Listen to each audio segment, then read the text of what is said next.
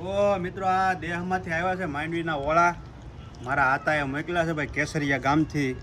તો નારાયણ આતા હું તમારા માંડવીના ઓળા ખાઉં છું અત્યારે. ઝરમર મેહુલો વરસે છે ભાઈ.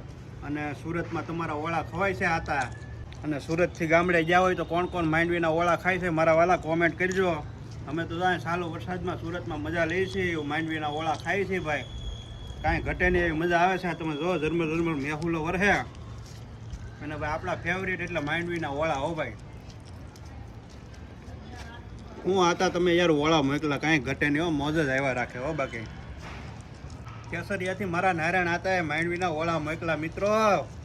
આમાં મીઠાશ એટલી છે ને એમાં તમે જાવા જો. નારાયણ આતાનો પ્રેમ દેખાય છે ભાઈ આમાં. વાહ ભાઈ વાહ. ઓહો માંડવીના ઓળા હાથ ભલે કાળા થાય પણ મીઠાશ એટલી આવે મિત્રો આમાં. તો મિત્રો હવે હું ઓળા ખાઈ લઉં. ત્યાં સુધીમાં તમે વિડીયોને લાઈક કોમેન્ટ શેર અને સબસ્ક્રાઈબ કરી નાખજો. જય માતાજી. અને પાછા કહેતા જાજો કોના ફેવરિટ છે પાછા કહેતા જાજો હો ભાઈ. ત્યાં સુધીમાં હું માંડવીના ઓળા ખાઈ લઉં. તમે પાછા સબસ્ક્રાઈબ કરતા જાજો અને માંડવીના ઓળા ખાતા જાજો.